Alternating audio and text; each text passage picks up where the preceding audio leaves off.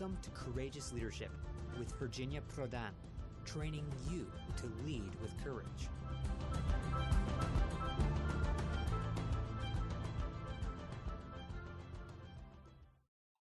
Hello, everyone. We are so happy you're back on our Courageous Leadership with Virginia Prodan podcast.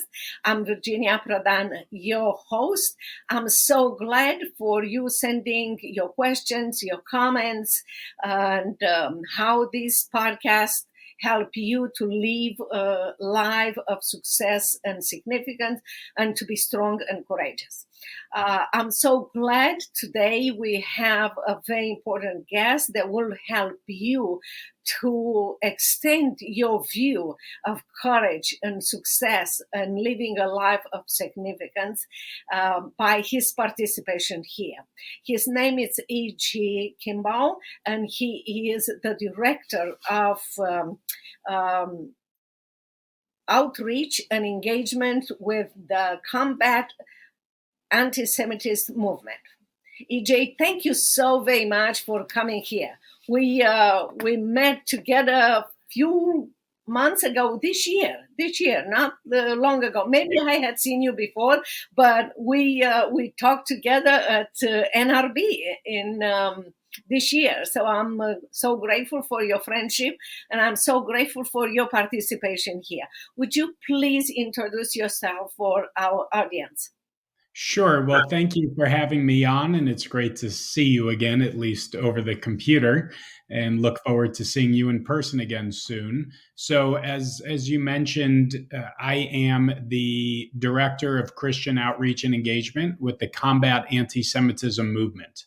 We are a movement, as the name suggests, of over 800 organizations that have agreed to partner with us because we share a belief that the issue of anti-Semitism is something that must be eradicated. So as an organization, we work not to try to do what others are doing, but do it better. We try to help amplify the work that others are already doing. We try to bring organizations together that are working on it and can be complementary, but may not know or have the resources to connect. And then we're looking to fill the gaps where we haven't been battling this issue of anti-Semitism before.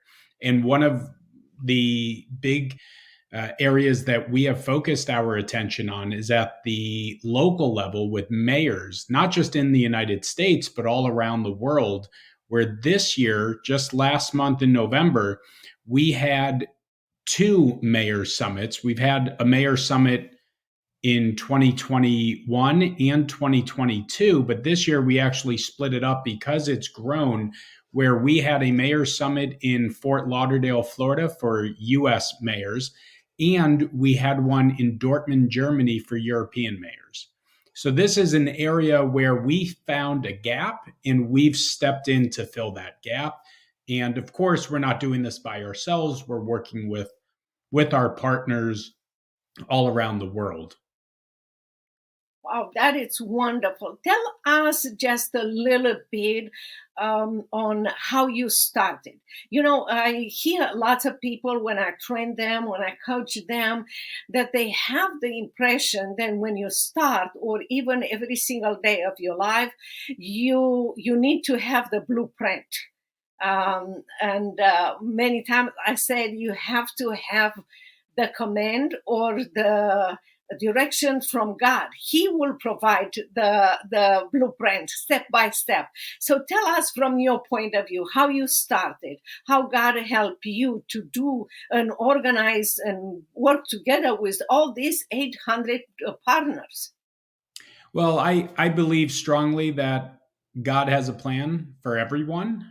Sometimes God lets us in a bit on the plan, and sometimes he doesn't. And it's having that trust and faith that everything is meant to happen for a reason. And so I've been fortunate in my career, my personal career. I've had different jobs. I've worked on Capitol Hill. I've worked with nonprofit organizations. I've worked on counterterrorism issues. I've worked on pro-Israel advocacy work, and everything that I have done has led to this moment. That's the way that I approach my professional life and my personal life. So I had an opportunity about 4.5 years ago in the summer of 2019 to start working with a new organization called the Combat Anti-Semitism Movement, which had started in February 2019, almost 5 years now. And as an organization, it was, like you mentioned, it was just getting its footing. We knew what needed to happen. We knew the issue of anti-Semitism was still a big problem. There were lots of great organizations that have been trying to stop anti-Semitism, but it was continuing to rise. So we started with a very simple pledge to combat anti-Semitism and support the IHRA, the International Holocaust Remembrance Alliance working definition of anti-Semitism, which creates a definition that also includes about 11 modern examples of anti-Semitism, which helps to bridge that gap from the classic anti-Semitism, which I like to describe more as blaming the Jews who live amongst society for all of society's ills. And with the advent of the recreation of the modern state now of Israel, that anti-Semitism in some ways shifted from the Jew living amongst us to the Jewish nation living amongst us. And there's a misunderstanding that this, singling out Israel for holding them to higher standards than anyone else, double standards when you're comparing Israel to other countries, is anti-Semitism, no matter how they're trying to mask it. And that was a major impetus for the organization when it started, was to build this consensus in support of this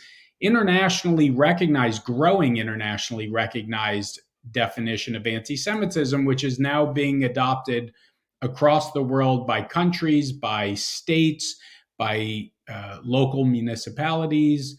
So this is something that was an opportunity. And as we built out organizations that agreed that this is an important thing to define anti-Semitism, we need to define the problem before you can solve that problem. And from there, the organization has just continued to build. And I've been fortunate to be able to be in my role as the Director of Christian Outreach and Engagement. It's been a blessing.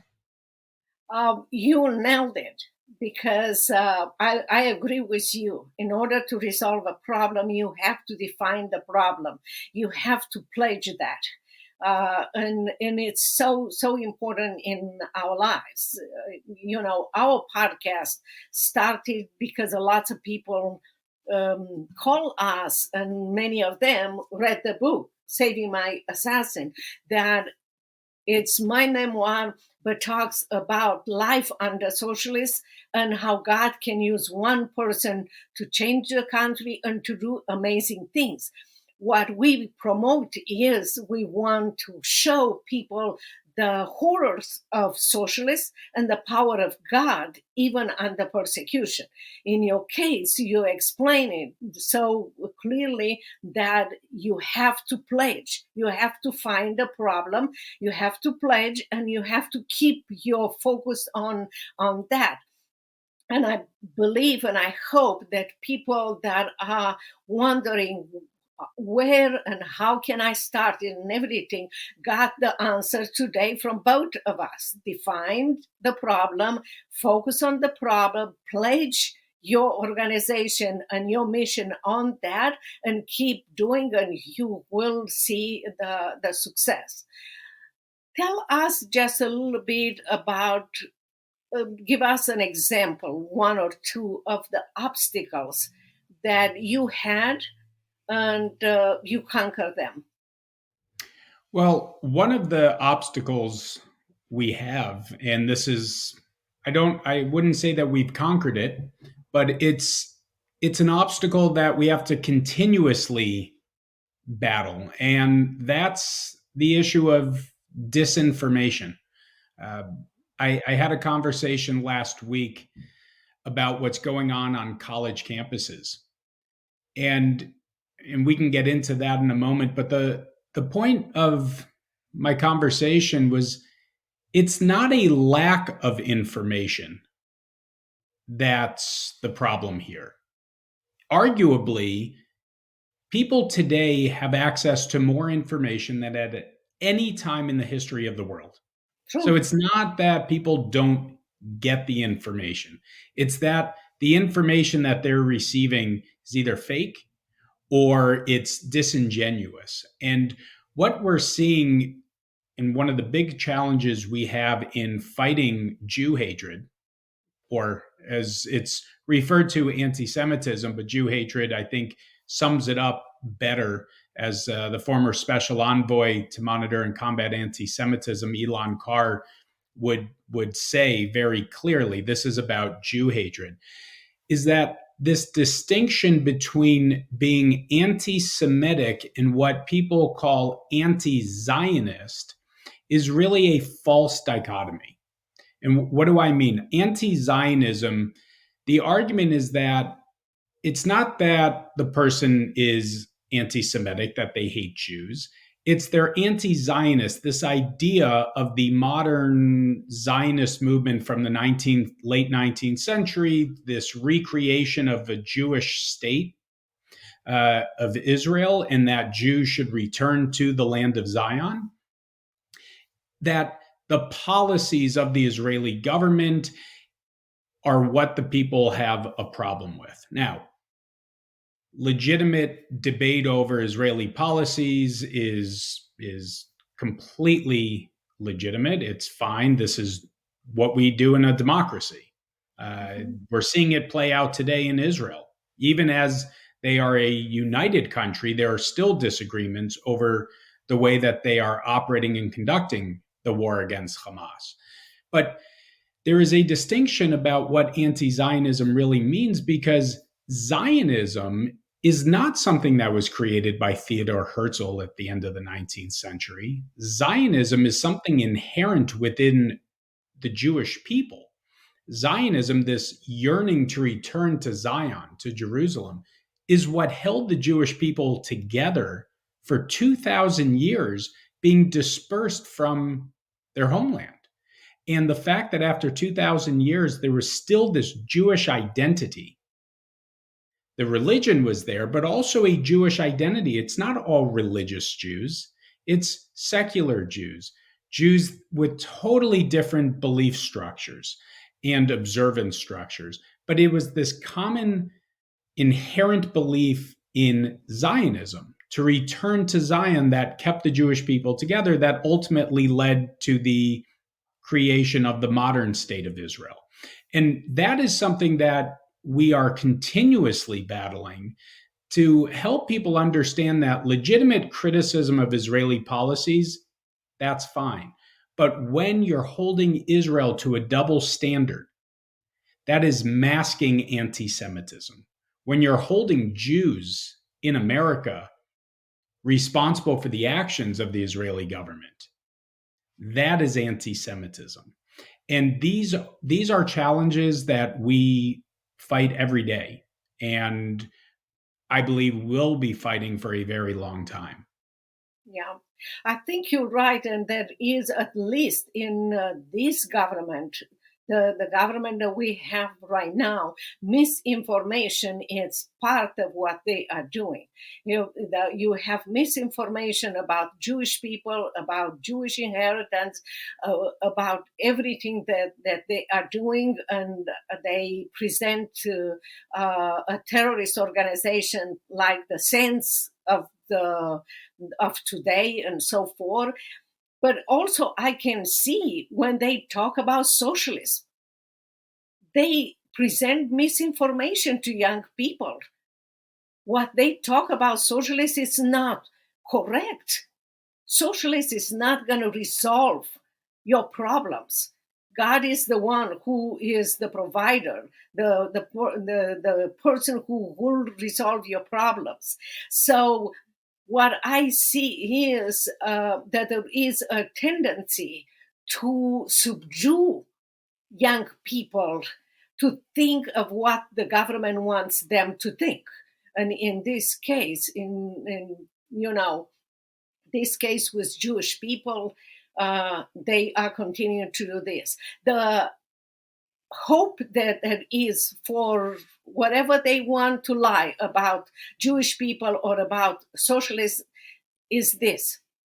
These people that present misinformation, they fight first with God, because God is the one who chose the Israeli people to be the chosen one.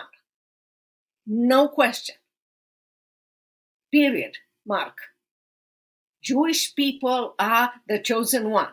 And when you fight against them, you fight against God. And the good news is that nobody in the history of human nature, human existence, won against God. Yes, we might not see the victory today, but we are walking in the victory with God. And they should know this, and we should express the confidence, not to be fearful, even though I have to say it. I don't want to be in the shoes of young people going to Harvard Law School, MIT, PA, or other college universities where they feel terrorized, and many of them are physically attacked in America for being Jewish. That's not right. That it's not fair and needs to be changed. Well, on the point of disinformation, on college campuses today, as you mentioned, going to some of these schools, a professor at Berkeley, University of California, Berkeley, a haven for anti-Semitism, a professor talked to students who are marching against Israel, calling what Israel is doing in its legitimate self-defense actually to free the people of Gaza from Hamas, but calling it genocide. And while at the same time actually calling for genocide against Jews by chanting, "From the river to the sea, Palestine will be free," meaning from the Mediterranean, from the Jordan River to the Mediterranean Sea, which is where Israel is, Palestine, that territory, will be free, being free of Jews, also being free of about 2 million Arabs who are living in Israel as citizens. And what was very interesting is that after he presented some basic facts to these students, over 2/3 of them changed their minds about their views on this conflict.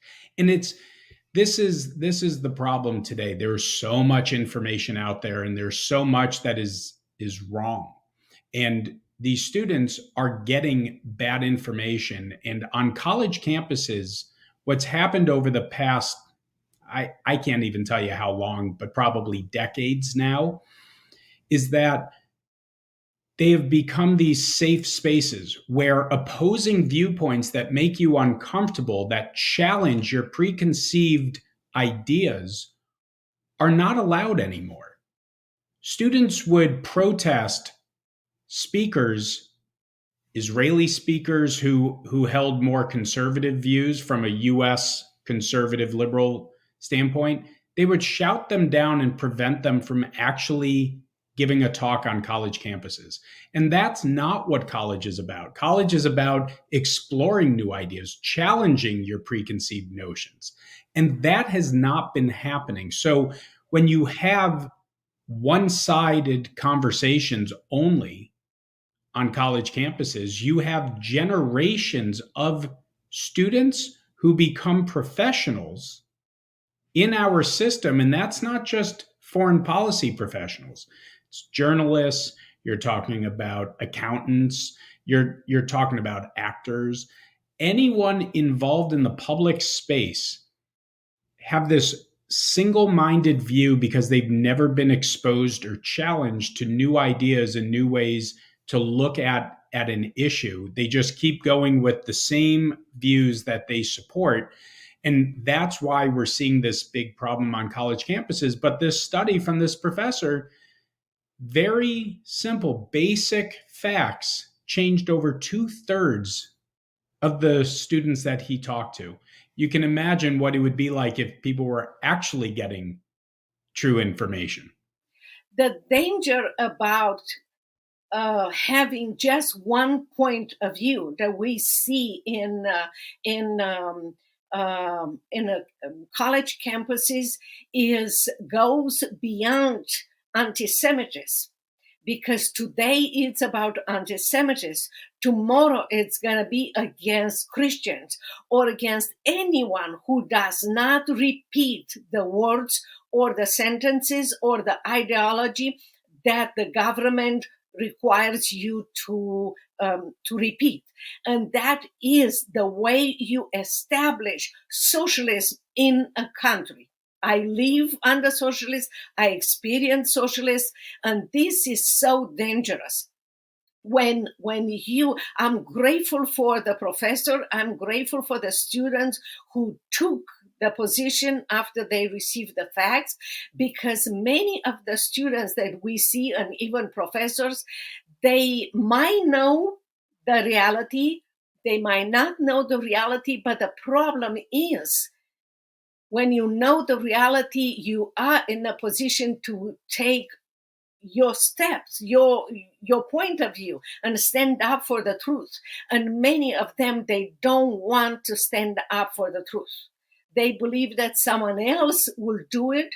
They believe that they will lose their job, they will lose their position and everything. Let me tell you, I know I wrote my memoir, Saving My Assassin, and I live under socialists. If you believe that now you lose something, your job or your position, when socialist comes, you lose everything that you have.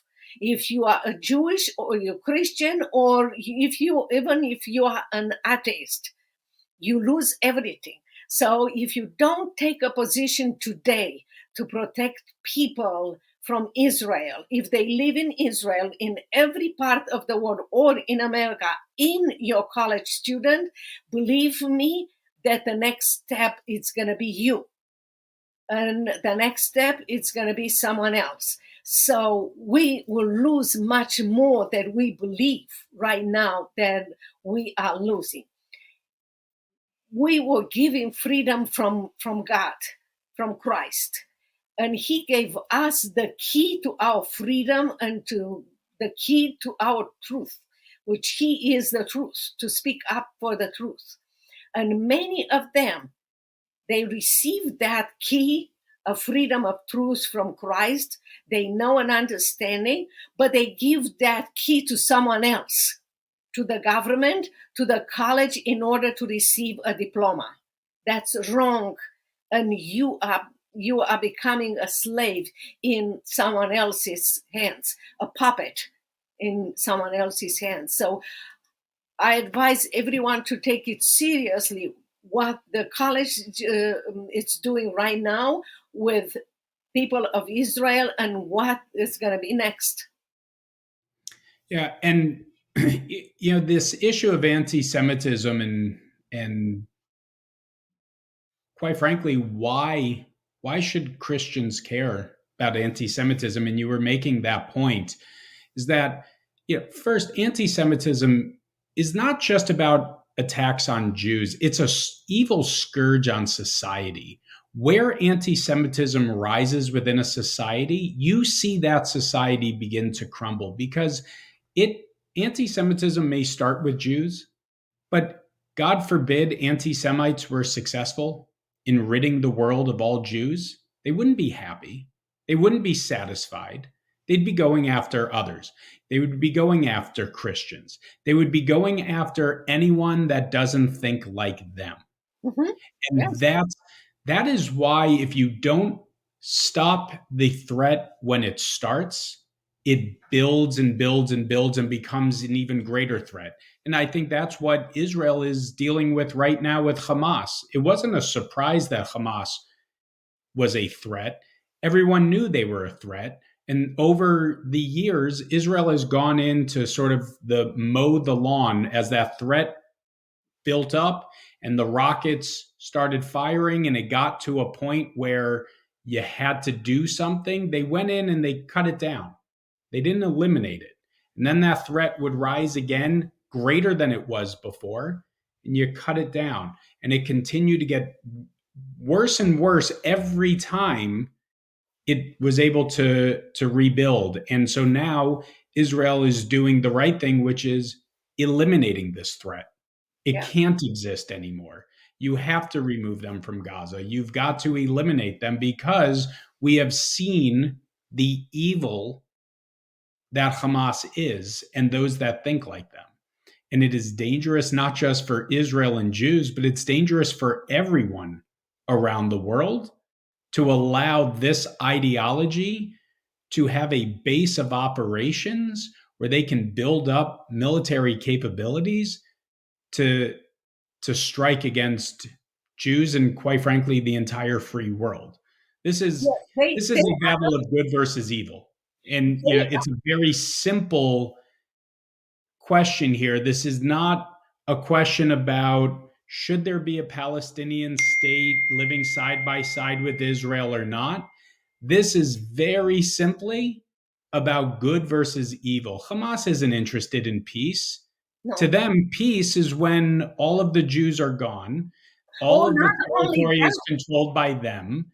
Yeah. That's peace to them is when they have no more enemies that they describe as their enemies. That's peace. That's not peace. Well, if you hear them clearly, they said, the next things they said, that do it to America. If you don't believe, then you will support the consequences. But what I want to say is taking the facts, understanding the situation, having the freedom to express yourself and to speak the truth. It's something that we have in America, and people all over the world will die to have that freedom. The danger of some of people in the young generation is they are ready to sell that or to give it away for lies. And that will change their lives forever.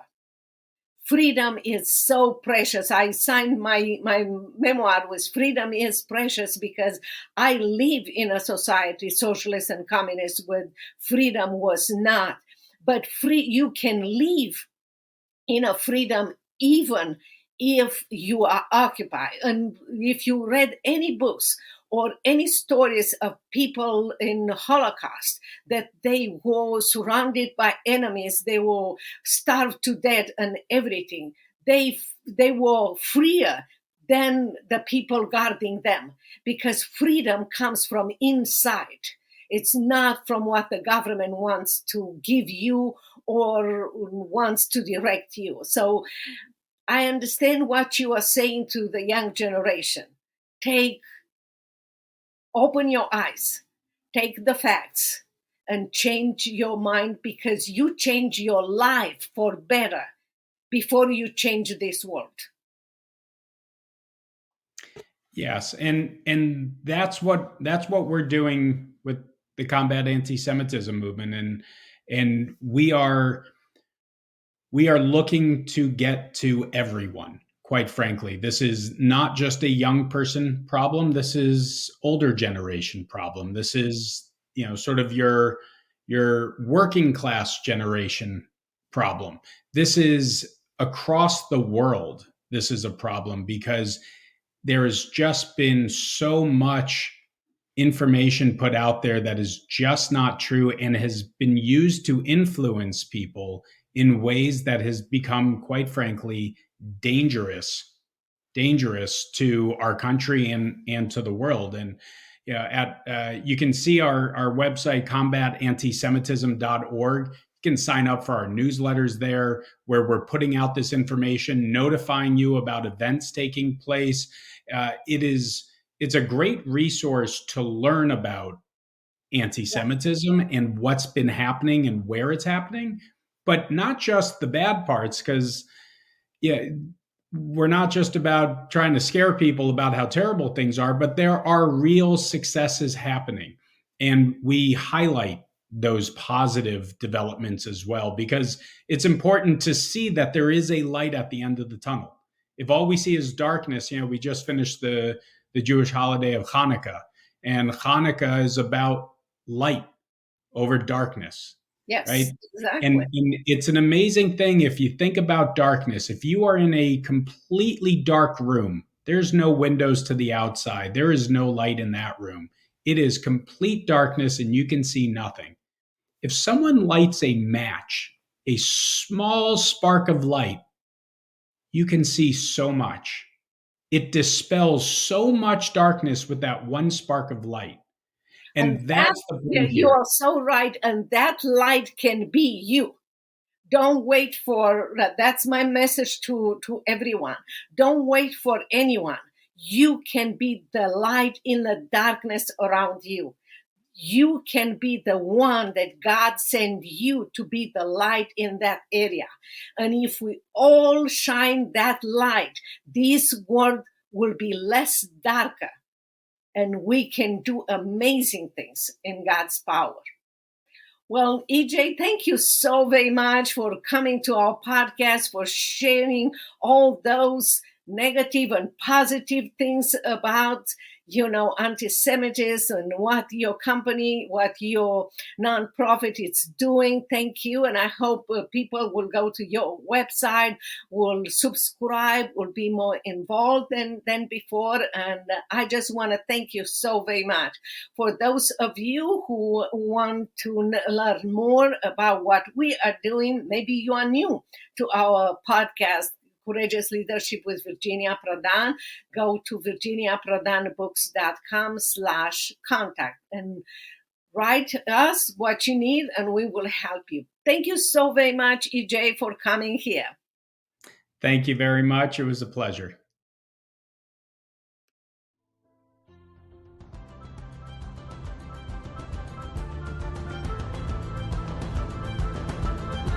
If you want to know more about Virginia Prodan, her coaching program, buy her book, Saving My Assassin, or invite Virginia to speak at your events, visit virginiaprodanbooks.com.